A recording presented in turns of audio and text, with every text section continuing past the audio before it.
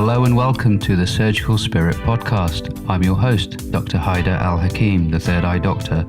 Pull up a chair and get ready for some candid and uncompromising discussion with experts, innovators, agitators, and influential people from every corner of health and well-being.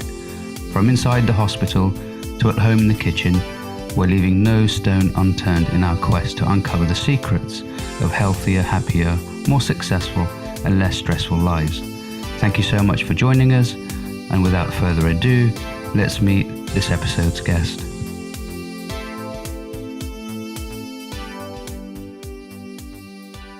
Hello, Elliot. How are you doing? I'm great, Haidar. How are you? Yeah, I'm good. It's a great pleasure having you here today, and I think you're the first. Well, actually, you're the second podcaster I've had, but I've been following your work for quite some time. And what is it about Edinburgh that you love so much that you called your podcast Inspired Edinburgh? I mean, Edinburgh is both my physical and spiritual home. It's where I was born, it's where I live, it's where I've always lived. I studied here, I went to school here, university here, worked here, and I've travelled all around the world, and I've never resonated with a place more than Edinburgh. So whilst, yes, my podcast is called Inspired Edinburgh, there's other reasons behind that as well, but I do feel a deep connection to the place. It's bizarre. So what are the other reasons, and why do you call it your spiritual home? So I mean, the other reasons stem back to when I originally began my journey in podcasting. So just to kind of go full circle on that, it was originally inspired by Brian Rose from London Real, who I'm sure you're familiar with, and it was set up to be called Edinburgh Real, and the tagline for it was inspiring others. And so I started that on the 22nd of February 2016. It's literally just past my third year anniversary. Happy birthday. Thank you. And so I did that for about 6 months and then decided that I wanted to pursue it full time. So I would leave my job. I was working in asset management at the time. I wanted to leave my job and commit to this full time. But I wanted to rebrand it for a couple of reasons. One of them was that I felt as though I was always going to be perceived as the little brother to London Real. I wanted to really create my own identity. And another reason is that I had been working alongside a London Real Academy member called Craig Alley. He was sort of semi-sponsor, co-host, if you like. And for that reason, I thought to maintain the integrity of what we had created together, I wanted to set up my own thing. And so it was, I spent a lot of time actually kicking around different names and thinking about it. And it became very simple when I noticed that the two themes in the tagline and the name were Edinburgh, that's where it is, and the word inspiring. So Inspiring Edinburgh. And then I realized that you could create a portmanteau, it's called, a sort of fusion of the two words, inspired, rolling into the word Edinburgh, using the E and the D in the center. And that's sort of how it came about. So partly by accident, partly by kismet. And then why I feel Edinburgh is my spiritual home. I mean, I don't have a very sort of solid grounding as to why. It's certainly not backed by science. It just is the place where I feel the most comfortable and the most like myself. It's I could riff on this all day, so I'll keep it short. But that's the basis of it. Yeah, I mean, it's interesting. Sort of spirituality means different things for different people, and you can spend hours explaining what spirituality is. Yeah, it's not an easy question to sort of wrap your head around. But that's the that's the thing. It's not a head thing, is it? It's sort of beyond the mind and the head and sort of the intellectual side of things. It's sort of more of a heart, a feeling, and a intuition, so to speak. That's exactly the word I was going to use. It's definitely a sort of instinctive thing, an energetic thing, and it's interesting. I mean, spirituality is something that I've become more and more interested in and perhaps involved in over the last kind of 5 to 10 years. Originally starting my sort of personal development journey in the more sort of conventional wisdom with your OGs like Jim Rohn and Zig Ziglar, and then gradually going deeper and deeper to spiritual teachers like your Eckhart Tolle's, Ken Wilber's, all that sort of good stuff. So, yeah, but I mean, spirituality, a lot of people will often think of sort of religion and spirituality as being very closely connected, because the use of the word God comes up a lot.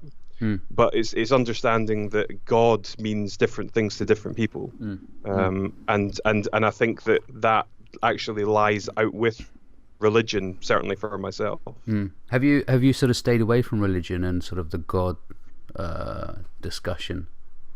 Yeah. So I mean, when I was younger, I would have probably identified as an atheist. Actually, I had no reason or grounds to believe that there was a God. Therefore, I just figured that there wasn't.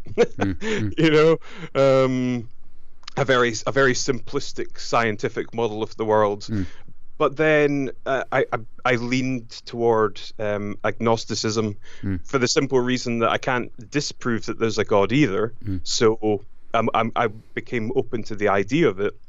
And then more recently, I mean, this is something that we could go into deeper, I suppose, if you want, but I've actually been attending a fellowship because of my eating habits. You know, that's something that I've been trying to unpick for a long time. It's still not something that I fully understand. And so in the 12 steps, the word God comes up a lot. And that's where you need to sort of delineate. I mean, what does that mean to you? You have to accept that you yourself can't, or you're powerless to your ailment or your addiction. It's the same in narcotics, alcohol, you know, across the board. And you need to believe that there is something greater than yourself out there, regardless of whether you think it's a human male figure in the sky or whether it's just the consciousness that pervades the universe. So, but I mean, I'm not a religious person. Yeah, I mean, religion is very powerful, and it's permeated through our psyches, for thousands and thousands and thousands of years, and it's not something that you can just purge from your existence. And I think there's a great deal of naivety in people that think they can just purge that away from people.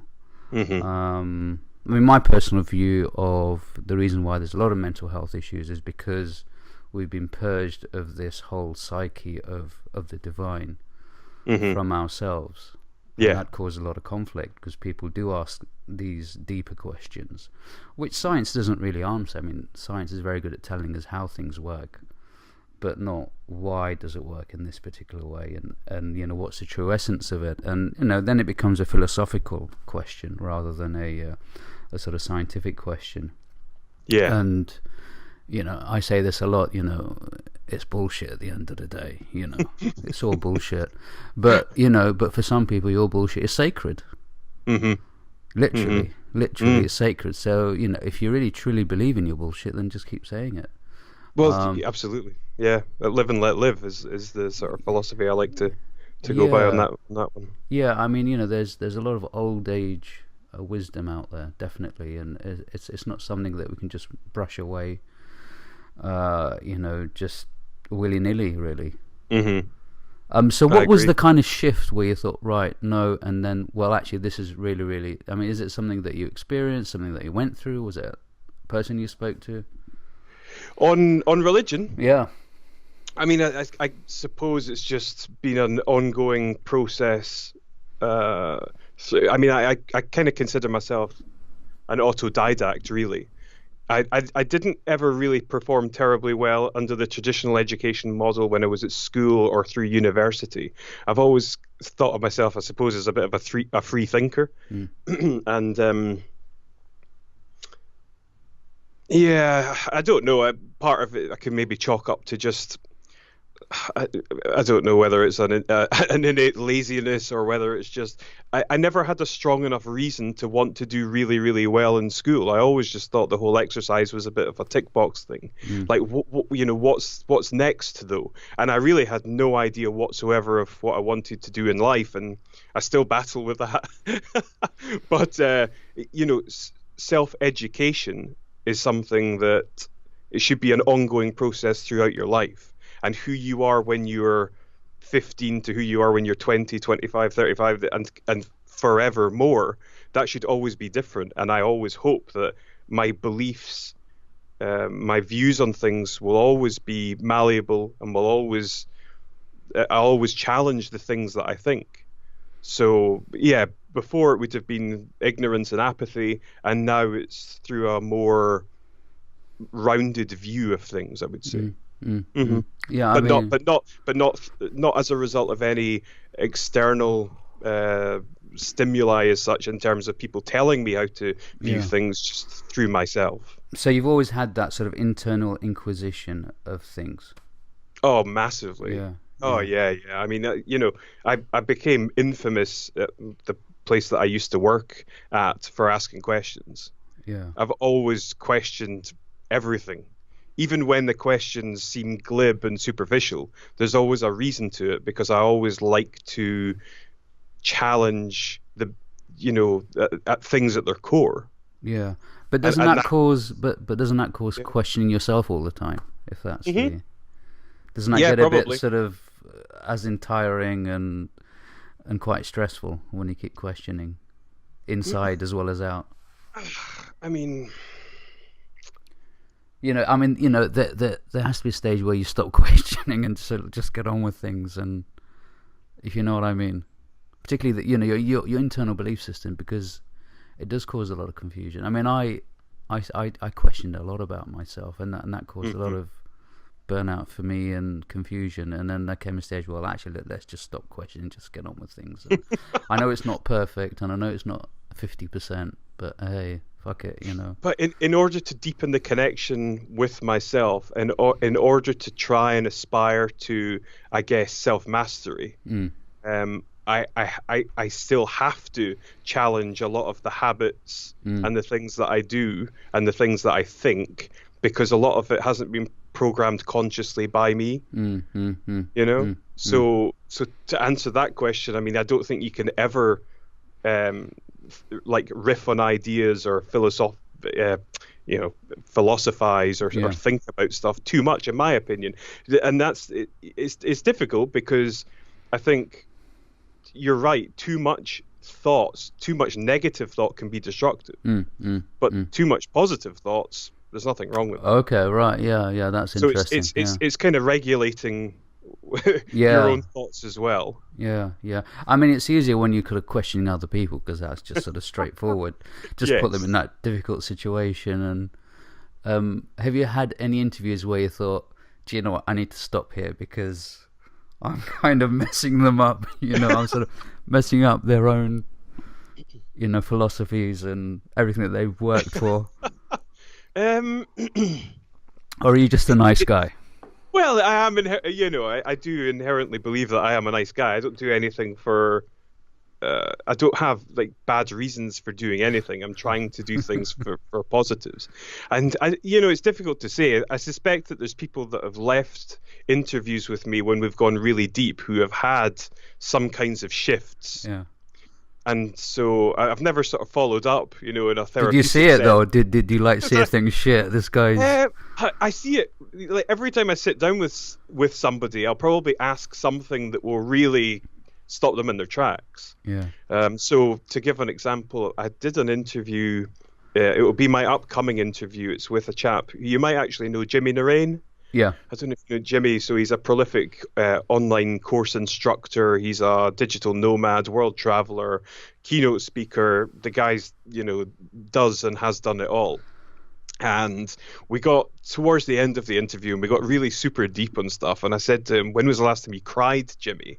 And literally it was like I just winded him, it was like, whoa, he didn't see it coming at all. And he had to really sort of think about it. And yeah, so I mean, that's not necessarily a question that would cause a major shift in somebody, but it's a question that will certainly challenge the person in the moment. Well, I mean, if you interview me on Inspired Edinburgh, you'd be like, yeah, I'll be in big trouble because I've got so many conflicting ideas inside of me. It'll be a total mess. That might be interesting. Yeah. I mean, it'll be a bit of a it'll be a bit of a massacre. I think blood everywhere, and you think I'll be an absolute wreck, and you think, oh bloody hell. Have you had any interviews where you think, shit, this guy is useless, or I need to get out of this, or I need to stop this now? I'm not going to name anyone, but I wouldn't ever say it in such callous terms. This is the thing. The danger of going into, and I learned this quite early, is the danger of going into interviews with any real expectations is that you're likely to be disappointed. So I tend to go to every interview now very open-minded and just allowing whatever happens to happen, rather than kind of fixating on something or thinking, yeah, this guy's a big deal, or the guy's a big name, or this person's done some crazy things, or she's meant to be incredible, and then being kind of let down by it. So, yeah. You're too nice, mate. No names. I mean, I do, but like, I do think of myself as a nice person. That's one of my core beliefs, is that I'm a good guy. I don't try and do anything to hurt anybody. Oh, so I'm totally different. I try to hurt them during the interview. Just mess them up. Just mess their reputation up. Yeah, just a bit. I mean, reputation's interesting, isn't it? Because people try and protect their reputation vividly, and I tend to try and destroy my reputation, actually. Just like, fuck it up big time. And some people are like that, just sort of, they want that being notorious and being at the tip of people's tongues. Absolutely. Well, it's so easy to do now in this sort of hypersensitive culture that we live in, where everyone's like, a ball hair away from being outraged about something. Yeah. And it just well, I mean, if you're naturally, if you're naturally controversial, because there are some people who are just naturally controversial, and there are other people who are sort of trying to fake it to be controversial. Exactly. There are some individuals who just like totally freak you out. You think, bloody hell, this guy's or this girl is totally out there. Katie Hopkins springs to mind. Why? Oh, well, I think she's somebody that's putting it on. Oh, right, sort of fakey. So I think she's a very intelligent woman who recognizes that by being extremely controversial, that she can gain attention and get eyes on her and her stuff. And it works. It works a treat. It works for all these people. All of these people that speak out about stuff, they've all got massive followings. Yeah. Yeah. It's bizarre. But that to me is testament to how backwards the world is. So you wouldn't swap having an audience for being yourself. Having people following you because you're fake, and then being your true self. Well, this is the constant internal battle that I have. It's like I could get on extremely controversial figures to try and up my sort of viewership, if you like. But it's doing that, but in a way that maintains sort of a level of personal integrity and in keeping with my own set of ethics, and that's very difficult.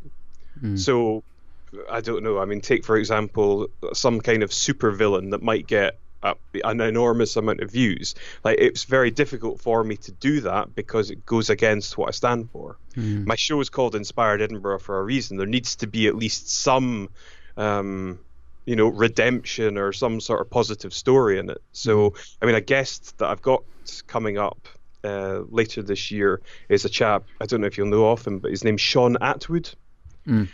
Sean, just in short, he was he became involved in sort of investing and stock market stuff when he was in his early 20s, quickly became a millionaire. He was very good at it. He then got involved. He was moved over to the States. He then became deeply involved in the rave culture over there and became one of the biggest smugglers and distributors of ecstasy in the area. The police then caught wind of it. His house was burst into by like a SWAT team. They apprehended him, and he was facing a 200-year sentence. He was sentenced he went to jail in Arizona. He eventually came out. He's now back in the UK. He's banned from the US forever, but he's now an activist. He now goes to 100 schools a year to speak about why you shouldn't be doing bad stuff. He's learned lessons from it. He's evolved as a person, and he now has an amazing story from these learnings. Like that, for me, that's inspirational. So whilst he's done bad stuff, I guess, although I think the drug laws are kind of dubious, he's a reformed character. Yeah, I mean, I've met Sean, and he's a really interesting character, really colourful guy. Yeah, he is. Great speaker. His TED Talk's fantastic. Yeah, really colourful. We're coming to this very, very interesting, fascinating talk, and we can talk for a long time. My last question to you is you're fascinated about pens. What is it with pens? I'm fascinated as to how you know that. I have long had a fascination with pens, actually. You mean like writing instruments? Pens. Yeah, you're right pens. with it.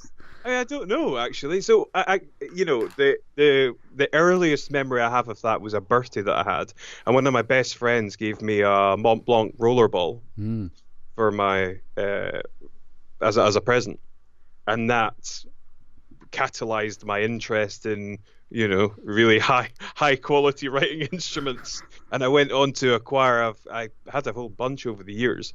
I tragically lost 3 Mont Blancs in a Mont Blanc case. Probably like £1,000 worth of stuff. It was in a bag that I had left somewhere, got lost, never retrieved it again. Tragic. But yeah, you're right. I do like my pens.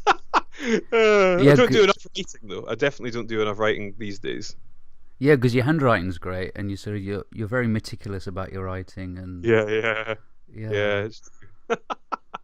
Great. Well, I mean, how can people get hold of you? What's the best way? And which is your best episode as well? If you want to showcase your work.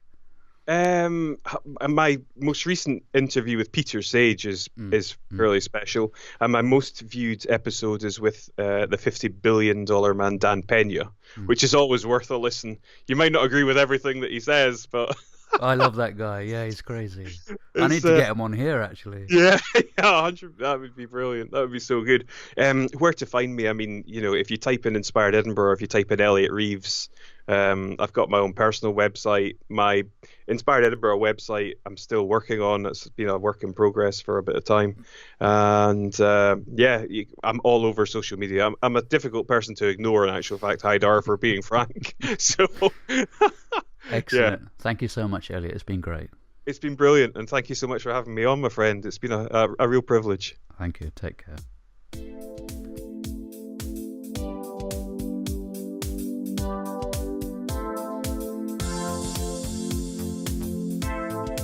Thanks for listening to this installment of the Surgical Spirit podcast.